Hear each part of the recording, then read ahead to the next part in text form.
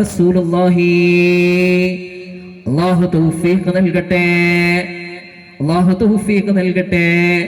ചുരുക്കി പറയുകയാണെങ്കിൽ ഉമ്മമാരെ, തഹജ്ജുദ് നിസ്കരിക്കുന്ന ഉമ്മമാർ, തഹജ്ജുദ് നിസ്കരിക്കുന്ന ഉപ്പമാർ, എത്രയോ ഉമ്മമാരുണ്ട് വർഷങ്ങളായിട്ട് തഹജ്ജുദ് മുടക്കാത്ത ഉമ്മമാർ. പടച്ചോനെ അല്ലാഹുവേ, അത് നീ സ്വീകരിക്കണേ അല്ലാ. പോരായ്മകൾ പരിഹരിച്ച് സ്വീകരിക്കണേ അല്ലാ.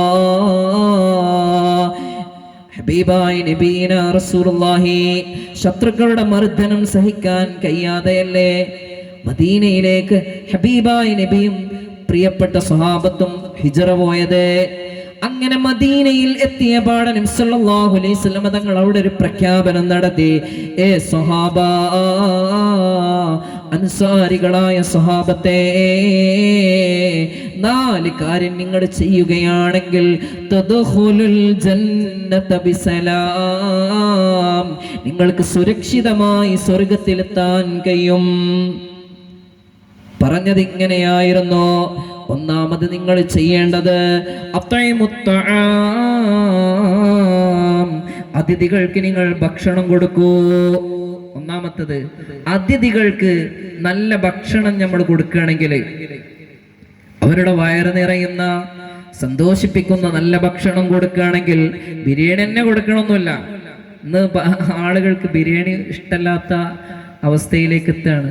സാധാ ഭക്ഷണമാണെങ്കിൽ അങ്ങനെ. അതിഥികൾക്ക് നല്ല ഭക്ഷണം കൊടുക്കുക. സുഭിക്ഷമായ ഭക്ഷണം കൊടുക്കുന്നു എങ്കിൽ അള്ളാഹുവിന്റെ പരിശുദ്ധമാക്കപ്പെട്ട സ്വർഗത്തിലേക്ക് നിങ്ങൾക്ക് സുരക്ഷിതമായിട്ടെത്താൻ കഴിയും. രണ്ടാമത് പറഞ്ഞത് വസിലുൽ അർഹാം, നിങ്ങൾ കുടുംബബന്ധം പുലർത്തൂ. പ്രിയപ്പെട്ടവരെ, നമ്മുടെ ഈയിടെയല്ലേ ഒരു മോന് തൻ്റെ ഉമ്മയെ കഴുത്തറുത്ത് കൊന്ന വാർത്ത നമ്മൾ അനുഭവിച്ചത്. നമ്മുടെ ജില്ലയിലല്ലേ ഉമ്മ, നമ്മുടെ ജില്ലയിലല്ലേ ഉപ്പ. മിണ്ടിത്തുടങ്ങാൻ ശ്രമിക്കുന്ന പിഞ്ചിളം ചുണ്ടിന്മേൽ അമ്മിഞ്ഞ പാലോടൊപ്പം അമ്മയെന്നുള്ള 2 അക്ഷരമല്ലയോ സമ്മേളിച്ചിടുന്നതൊന്നാമതായി തുടങ്ങിയ കാവ്യശകലങ്ങൾ കൊണ്ട് സ്നേഹപൂകരിതമായ അന്തരീക്ഷം സൃഷ്ടിച്ച പ്രബുദ്ധ കേരള മണ്ണിൽ പോലും മാതൃപിതൃബന്ധങ്ങൾക്ക് ചരമഗീതം എഴുതിക്കൊണ്ടിരിക്കുകയല്ലേ. കുടുംബബന്ധങ്ങൾ ശിഥിലമാവുകയാണ്. എന്താണ് പ്രിയപ്പെട്ടവരെ കുടുംബം എന്ന് പറഞ്ഞാൽ? കൂടുമ്പോൾ ഇമ്പമുള്ളതല്ലേ കുടുംബം. ഉപ്പയും ഉമ്മയും മാതാവും പിതാവും സഹോദരനും സഹോദരിയും മക്കളും എല്ലാം ഒരുമിച്ചിരിക്കുന്ന ഒരിടത്തിനാണ് കുടുംബം. മസ്കൻ എന്ന് പറയുന്നത്, മസ്കൻ എന്ന് പറഞ്ഞാൽ അള്ളാഹുവിന്റെ പരിശുദ്ധമാക്കപ്പെട്ട ഖുർആൻ വീടിനെ കുറിച്ച് പറയുന്നത് മസ്കൻ എന്നാണ്. സമാധാനത്തിന്റെ കേന്ദ്രം, സമാധാനത്തിന്റെ ഇടം. അവിടെ ഭാര്യക്കും ഭർത്താവിനും ചില ഉത്തരവാദിത്തങ്ങളുണ്ട്, ഉപ്പാക്കും ഉമ്മാക്കും ചില ഉത്തരവാദിത്തങ്ങളുണ്ട്. റസൂലുള്ളാഹിന്റെ അടുത്തേക്ക് വരികയാണ് ഒരു സ്വഹാബി വര്യൻ, മഹാനായ മുആവിയ റളിയല്ലാഹു അൻഹു വന്നിട്ട് ചോദിക്കുകയാണ്, നബിയേ, ഞങ്ങൾ ഈ ഭർത്താക്കന്മാരുടെ കടമകൾ എന്തൊക്കെയാണ് നബിയേ? ഞങ്ങൾ ഈ ഭർത്താക്കന്മാർക്ക് ഭാര്യമാരോടുള്ള കടമകൾ എന്തൊക്കെയാണ് നബിയേ എന്ന് ചോദിക്കുമ്പോ പറഞ്ഞു കൊടുക്കുകയാണ്, നീ എന്താണോ ഉടുക്കുന്നത് എങ്കിൽ അവളെയും നീ ഉടുപ്പിക്കുക. നീ ഭക്ഷണം കഴിക്കുന്നു എങ്കിൽ അവൾക്കും നീ ഭക്ഷണം കൊടുക്കുക. അതുപോലെ തന്നെ നീ നല്ല നിലയിൽ അവളോട് പെരുമാറുക. നോക്കൂ, നമുക്കിടയിലൊക്കെ പല കാരുണ്യ പ്രവർത്തകന്മാരുണ്ടാവാം, നമുക്കവരെ ഇഷ്ടമാവാം, അവർ വലിയ സ്ഥാനങ്ങളിലൊക്കെ നിൽക്കുന്നവരാവാം, വലിയ സ്ഥാനാർത്ഥികളായും മറ്റുമൊക്കെ ജനഹൃദയങ്ങളിൽ ശ്രദ്ധ നേടിയ ആളുകളായിരിക്കാം.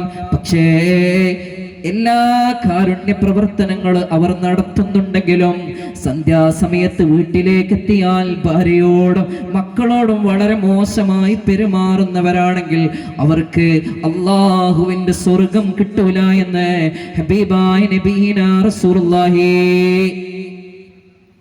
നാട്ടുകാരിൽ നിന്നല്ല നമ്മുടെ ഗുഡ് സർട്ടിഫിക്കറ്റ് വാങ്ങേണ്ടത്, സ്വന്തം ഭാര്യയിൽ നിന്നാണ്. നോക്ക്, വലിയ വലിയ ആളുകളുടെയൊക്കെ ഭാര്യമാരോട് ചോദിച്ചാൽ അവരെ അവസ്ഥ പൊളിയും. അല്ലാഹു കാക്കട്ടെ, അല്ലാഹു കാക്കട്ടെ മിനിങ്ങളെ. അതുപോലെ തന്നെ ആയിഷ ബീവി റളിയല്ലാഹു അൻഹ പുണ്യ നബിയോട് ചോദിക്കുന്നുണ്ട്, നബിയേ, ഭർത്താവേ, ഞങ്ങൾ ഈ ഭാര്യമാർക്ക് ഭർത്താക്കന്മാരോടുള്ള കടമകൾ എന്തൊക്കെയാണ്? അപ്പോൾ റസൂലുള്ളാഹി സ്വല്ലല്ലാഹു അലൈഹി ഇത് തിരിയാത്തതിന്റെ പേരിൽ, ഇത് നടപ്പിൽ വരുത്താത്തതിന്റെ പേരിൽ നിങ്ങൾ നോക്കൂ, നമ്മുടെ മഹല്ലത്തുകളിൽ എത്രയോ പഞ്ചായത്തുകൾ നടത്തിയില്ല നമ്മൾ. എനിക്കൊക്കെ അറിയാം ഒരുപാട് പഞ്ചായത്തുകൾ. പ്രിയപ്പെട്ടവരെ, ഞാൻ അനുഭവിച്ചറിഞ്ഞിട്ടുണ്ട്. പ്രിയപ്പെട്ടവരെ, ഒരുപാട് പഞ്ചായത്തുകൾ ഇതുമായി ബന്ധപ്പെട്ട് നടന്നുകൊണ്ടിരിക്കുന്നുണ്ട്. അതായത് ഉമ്മ പറയും,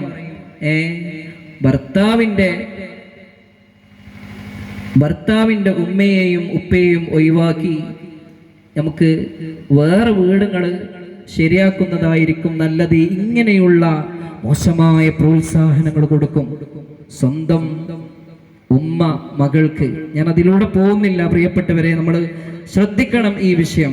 അള്ളാഹു നമുക്ക് ബോധം നൽകി അനുഗ്രഹിക്കുമാറാവട്ടെ.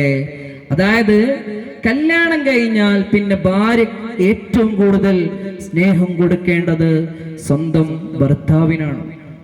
അതുപോലെ തന്നെ കല്യാണം കഴിഞ്ഞാൽ ഭർത്താവ് ഏറ്റവും കൂടുതൽ സ്നേഹം കൊടുക്കേണ്ടത് ഭാര്യക്കല്ല, സ്വന്തം വാപ്പാക്കുമ്മാക്കാണ്. അള്ളാഹു നമുക്ക് ബോധം നൽകി അനുഗ്രഹിക്കുമാറാവട്ടെ. അപ്പൊ അതുകൊണ്ട് സിലത്തുർ റഹം, മാതാപിതാക്കളോടുള്ള ബന്ധം, കുടുംബ ബന്ധം പുലർത്തുന്ന ആളുകൾക്ക് സുരക്ഷിതമായി സ്വർഗത്തിലേക്ക് എത്താൻ കഴിയുമെന്നാണ്. പിന്നെ പറഞ്ഞത് അഫ്ശുസലാം, നിങ്ങൾ പരസ്പരം സലാം പറയൂ. സലാം പറയുന്നവർക്ക് അള്ളാഹുവിന്റെ സ്വർഗത്തിലേക്ക് പെട്ടെന്ന് എത്താൻ കഴിയുമെന്ന്. പരസ്പരം സലാം പറയുന്ന ആളുകൾക്ക് സ്വർഗത്തിൽ വലിയ സ്ഥാനമുണ്ടെന്ന് നബീന റസൂലുള്ളാഹി. പിന്നെ റസൂലുള്ള പറഞ്ഞത് വസല്ലൂ ബില്ലൈലി വന്നാസു നിയാ, അള്ളാഹുവിന്റെ സ്വർഗം കിട്ടണമെങ്കിൽ നിങ്ങൾ രാത്രിയിൽ തഹജ്ജുദ് നിസ്കരിക്കണമെന്ന് നബീനാ റസൂലുള്ളാഹി. അള്ളാഹു നമുക്ക് ബോധം നൽകട്ടെ. അള്ളാഹു നമുക്ക് ബോധം നൽകട്ടെ. പ്രിയപ്പെട്ട മുഅ്മിനീങ്ങളെ, അർശിന്റെ തണൽ ലഭിക്കുന്നത് 7 വിഭാഗമാണ്. അതിൽപ്പെട്ട ഒരു വിഭാഗമാണ് വസല്ലൂ ബില്ലൈലി വന്നാസു നിയാ, രാത്രിയിൽ തഹജ്ജുദ് നിസ്കരിക്കുന്ന ആളുകൾ. അള്ളാഹു നമുക്ക് ആ ഒരു സൽക്കർമ്മം ജീവിതത്തിൽ കൊണ്ടു നടക്കാൻ അള്ളാഹു തൗഫീഖ് നൽകട്ടെ. മുഅ്മിനീങ്ങളെ, മുഅ്മിനാത്തുകളെ, ഇതൊന്നും ജീവിതത്തിൽ ഇല്ലാത്ത ആളുകൾ തുടങ്ങാനുള്ള സമയമാണിത്. നോക്ക്, പരിശുദ്ധമാക്കപ്പെട്ട